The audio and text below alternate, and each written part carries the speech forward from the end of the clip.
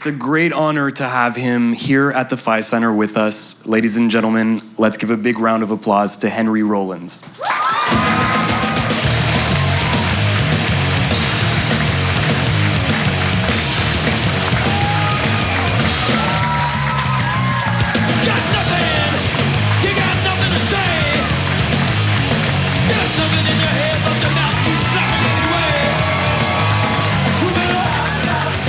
So as we get started, there's something that I want to get out of the way.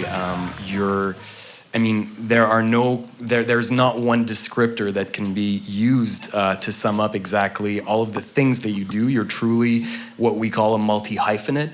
So you're actor / musician / spoken word performer, da-da-da-da-da. And there's this one quote that you once gave in terms of describing yourself that I thought was quite funny. You said, "I'm a crass opportunist, a jackass of all tirades." So I'm wondering if you can just elaborate a little bit about that. Thank you. I come from the minimum wage working world of the 1870s. And luckily I get into punk rock, which made music possible for a guy like me, because I can't hold a note or play a guitar, but I could express myself. And so punk rock gave me that opportunity. I got into a band called Black Flag and kind of went forth from there, coming from wearing an apron, scooping ice cream, tearing movie theater tickets, parking cars. And I'm not putting down any of that, but that's kind of what I was trained for, not what I wanted to do with my life. And so ever since 1981, I just show up and say yes to things. Like, hey, you want to be in a movie? Yeah. Can you act? Yes. Like, hey, you want to be in a documentary? Sure. About what? I said yes before I even knew what it was about. Well, no, we want you to make the documentary. Oh, fine. You want to write a screenplay? Yeah. Can you write a screenplay? Sure. And I did. The film is out this year. So I just say yes to things because it's better than saying no. It's better than being bored. But as far as my qualifications, I'm really good at spending way too much time on the internet looking at records, sleeping late, and eating way too much at one time. You tend to be incredibly modest in terms of describing your talents, and you always seem to belittle your abilities to a certain extent when clearly there's a reason why everything you do has been working out. I was reading about how you said that to a certain extent that comes from your punk rock roots. Yep, there's no other choice. In those days, there was no idea of this makes money. There's no idea of like, this is my future. It was like a week at a time. We have 5 shows. We're going to get to Sunday. Whew. And even those days were like fraught with turbulence. And so I never really saw a future. None of us did. And some of us, didn't make it. Some of them are dead. And some of them are just kind of trying to recreate their past. And so I realized that I have to be very hardworking because I don't have kind of the ease of talent. And I come from that. And I think in a lot of ways it served me very well in that I am as kind of hardworking as I've ever been, completely without confidence. And I have none. I don't want any, because I think you turn your back on the thing, and that's when you get gored. Is when you think I got this. I never think I got this. I think, oh man, don't screw this up. And I go at everything, like including you and I sitting here right now. I'm trying to be fully engaged, and that intensity I think has served me quite well. But it comes from punk rock, absolutely. You say that anger really helped you figure yourself out as a teenager and build your sense of self. I'm wondering if you can talk a little bit about that, what it was like growing up in a very different time in Washington, Sure. From what I understand, very segregated place. Yeah, I was a child of the 1960s in Washington, D.C., as you know, where the White House and all the trouble starts in America. It's a beautiful city, very, very small, but it's also very racially divided. And the racial tension in the 60s as a boy going to school in 1967 or 68, with mostly black kids I'm going to school with. White neighborhood, black kids bust in. So I get called cracker and Bama, which I've never understood. Whitey, I'm being pushed around for my skin color is terrifying. And I don't mean to be crass. I don't know if you've ever been unable to hold your bladder. You've been so scared, whoosh, If it's ever happened to you, it's uncontrollable. And the kids would come up and go like this. I'd just piss my pants. I don't know how else to say it. I was so scared, trembling, because some kid has this fist up to my face. And like, the white boy's pissing, and then you just feel like you're mortified. You go back into school with your pants. You can't go home and change, and everyone's laughing. And when you're 7, that's like the end of your life. And that was racial tension in Washington. And I'd come crying to my mother, why does this boy like me? And my mom had to make me understand civil rights and racism as a very little boy. And it makes you scared. Thankfully, I never harbored any racial sentiment because my mom schooled me right. But it was a tense place to grow up. And I went to a prep school as a kid where there are, these kind of rich kids out in the suburbs, and I was a middle-class kid from the city. And they didn't understand me, I didn't understand them. I was high on Ritalin because I'm a spaz. And so my grades are awful. It's a 13-mile, 20-mile schlep into the suburbs every day, into this sheetrock nightmare of mediocrity. And I go back to a city where they're throwing rocks at your head, trying to take your bike. And so that made me very angry and very confused. And so I had to figure out, what can I do? What am I good at? And apparently, as far as my father would tell me, nothing really. And as far as my teachers told me, nothing really. So I was very angry. And finally, with punk rock, my anger had focus. It had a backbeat. Joe Strummer informed me why I was angry. The Ramones taught me it's okay to be a loser and not get invited to the party because you can hang out with the Ramones. And I'll take that company any day. And so it was punk rock that said, oh, I got people, I got a tribe, and my life has a soundtrack. And I realized I was an angry young man for myriad reasons. And then I started to focus it into writing and into work. Like, I'll give you 40 hours a week at this minimum wage place. Give me 60. And in 6 weeks, I'm gonna run this place, watch me. And the last boss I ever had was my boss at Haagen-Dazs, my ice cream job. And to this day, he still comes to my shows. And whenever I see Steve, who got me my first apartment, I was living in my car, he believed in me. Whenever I see him, I get all weepy. I always say, it's good to see you, sir. Henry, you can call me Steve. I can't do that, sir. Because he trusted me with his money. And I said, let me run your store. I know how to do this. I can do this. He's like, well, if you screw up, you're out of here. I said, I won't screw up. And I ended up I ran his store. And so, but it was anger that said, I'll be here all damn week. I'll get this whole thing right. I fired his staff and rehired a bunch of people who can really work. And it was out of anger. Like, I'll be back in 4 hours to run this $3.75 an hour job into the ground. And then I joined Black Flag, and I thought I was a hardworking person. Then you meet the guys in Black Flag who are so driven. You'd see Greg Ginn work 23-hour days. Like, Greg, you're still on the phone. I know. Greg, when did you eat? I don't know. Greg, when was the last time you showered? Do we have a shower? Like, the guy, we were not gonna be stopped. And I kind of go at that intensity, kind of anything I do. Like, you're a very calm, good-looking young man. Look at me, I'm a spaz sitting next to you. Like, I'm doing an interview with you. I can't help it. You're focused. I'm sweating, man. And so, but I'm like this going to the airport, like 10 miles out. And so it's anger that has informed kind of my life, and unflatteringly, a sense of vengeance. Every damn person who said I wouldn't be anything, I'm crushing them every day. Everybody I had to endure in any band I was in, every day, into a powder. Yeah. Thank you. And I wish them no ill. I just wish to shine brighter. And if it burns my body to a crisp, I'm happy to go right now.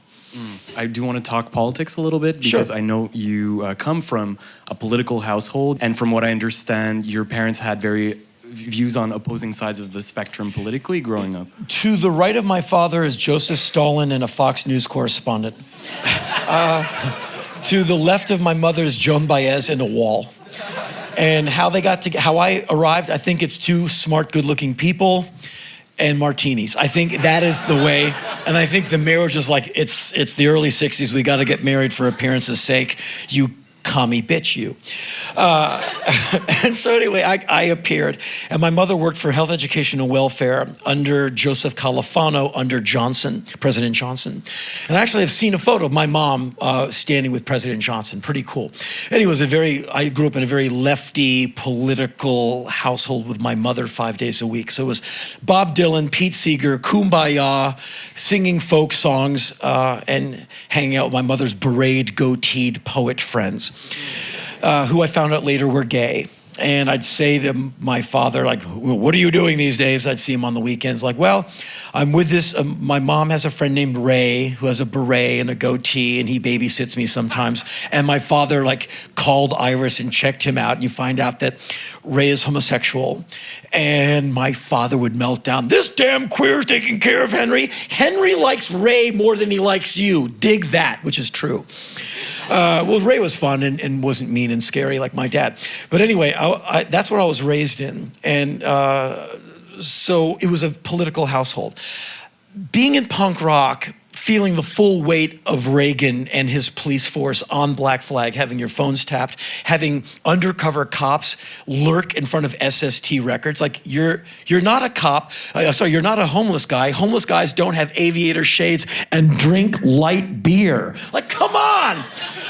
And we'd have like narcs at our shows, and you'd see him. It's like the one guy, like, hey man, down with the system. You're like, you are a narc. And I'd get beyond, like, narc, you got me look around, I'm like, busted. And so I'm a very political person because it's my upbringing. And so you're probably asking about the wacky current climate in my wonderful toxic country. We're in the midst of your election year, and we're... See, isn't that sad? To say we are in the midst of your election year, in that you sexy Canadians have to endure this, hi, I'm 7 years old, but I'm 50 and I'm running for office, sandbox, ew, kind of politics. And you can't not, because it's too irresistible to watch a reality show on the level of Duck Dynasty, but they're all serious. I know. Well, on one side of the spectrum, in any case. Here's why. Because at least since Ronald Reagan, you've had a systematic dumbing down of the American people. Public education delivery systems in America could be much, much, much better. That's what my mom's whole career in government was, trying to make Johnny learn gooder at school. And she was a very frustrated person. She never got the funding she wanted. Anyway, since at least Reagan, we find out that the military-industrial complex and the prison-industrial complex are multi-billion-dollar enterprises, trillion-dollar enterprises. So what do we need? We need more prisoners. We need more incarcerated people. And we need to keep battlefields full. And so if you undereducate people, they have less job skills, less options, and they're easily arrestable, they get high, they perpetrate, and they're given a choice: prison or the battlefield. And since we have invested in prisons and wars, that's what we gotta educate all these young people on. And so back in my day, like when Nixon was president, you couldn't have a guy like Donald Trump get an inch down the road with Republicans. These are not stupid people. They became somewhat dumbed down because they realized they have to make racial nods to, like, the black guy in office to get Arkansas, South Carolina. Don't get me started. But do you think that can be a winning proposition for them? Yes, because they're just trying to get small markets. Like, I'll say those gay people shouldn't get married. Then I get Arkansas, Florida, because for some of these people, if Bill marries Tom, it's the end of the world. If Bill marries Tom, I think the day just goes on, and there's still a traffic jam and they're still serving dinner. So that's an issue. And so when I was young, you couldn't have been Donald Trump and not be laughed out of the room. Like, you're not smart enough to hang out with Richard Nixon. He will kick your ass in a debate. I'm not a fan, but these aren't stupid people. And so now America's been dumbed down, so the political message has to be dumber. So when you have a guy like Barack Obama, who did win decisively 2 times, so it shows you all is not lost. Now, like, he's a socialist. You don't even know what you're talking about. He wants to take my gun. He can't. He won't. He's too busy trying to educate your kid to take your gun. And so, the political climate now is who can outshout the other person. And it's embarrassing, it's humiliating, but it's on target for a consumerist society that obviously is not interested in equality, not interested that much in civil rights. We're interested in what you see now. Americans can choose whatever they want. We were large and in charge. We can make schools better. All you need to take is like 2 drops of funding from the military. Like they won't even notice it. Like 1 less space laser. And you can put a laptop or an iPad on every desk in every public school in America. And trust me, the prisons will empty, the crime will go down, the humor will be better, women will get treated better, kids will get treated better, less domestic violence, everything gets better with education. America could do that right now, and in 50 years it could be cleaner, better, safer, gooder, funnier, sexier. We're obviously not interested. I am. But we are not. So America, on our headstone, we didn't overcome. We shall not. I did. Millions of other people did. But we aren't interested. Otherwise, we would have done it, I don't know, in 1865 when the Civil War ended. While you are a self-avowed lefty and you are very open about your politics, you still reach out to the other side of the political spectrum. And I know that you've done a number of USO tours where you go and entertain troops overseas. But dig this. I'm against the war, any war really, but I'm not anti-troop.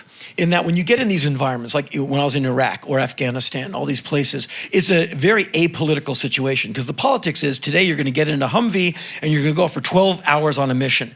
Operation, don't get blowed up. Get back to the dining facility, the DFAC. Get back to the DFAC, still breathing. Who's president no longer matters. So I'm anti-war, pro-soldier because infantry doesn't make policy. That's Dick Cheney and Bush and the Pentagon. And so when the USO said, hey, you want to go talk to the troops? I'm like, yes.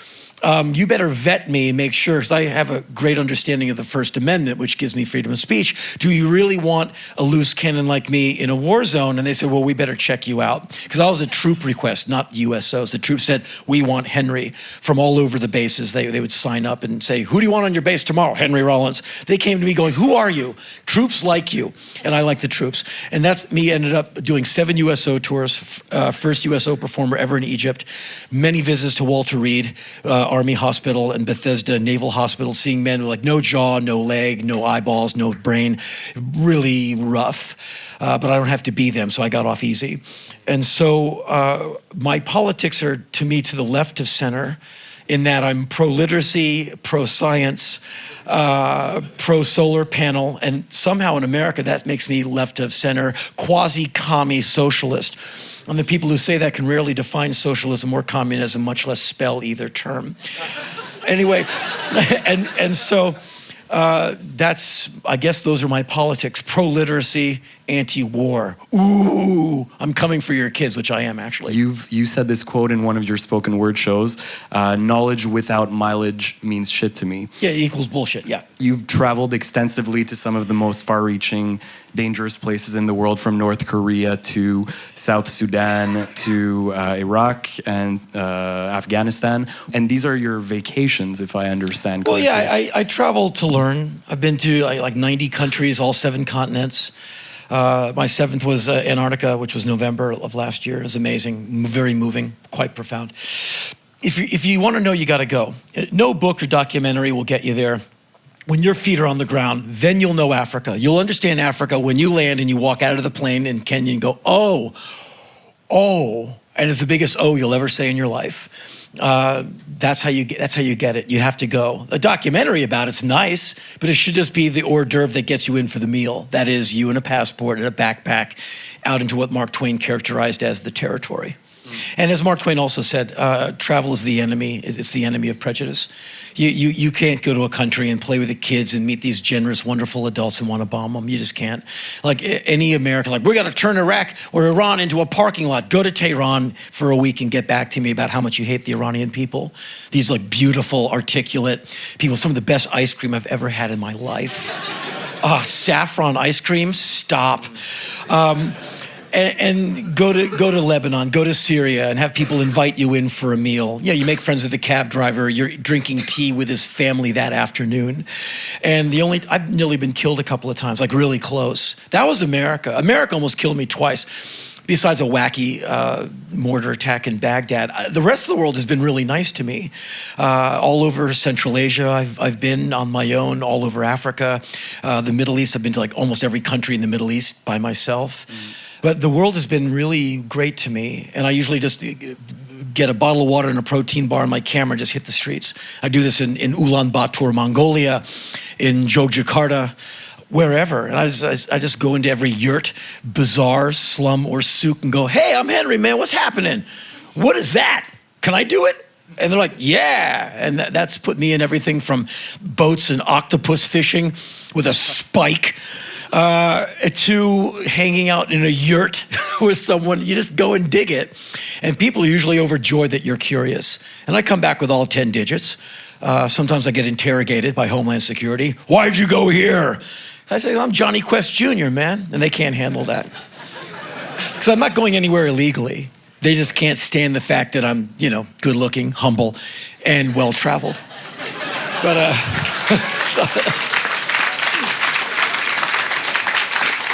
but that's how, I can't be prejudiced against any people because I've met people all over the world and they're just beautiful and vulnerable and, they want what you want. They want some literacy, some water that doesn't hurt them, and safety for themselves and their kids. They want a day without war. Basically, a fistful of 50s and a day without fear is all anyone really wants. And when you go into the interior of Myanmar or Burma, you meet people with half a bowl of rice. They'll give you half of it if you say you're hungry because they don't want to see you be hungry. You bring that back as an import item to any country you live in, you'll be a better person.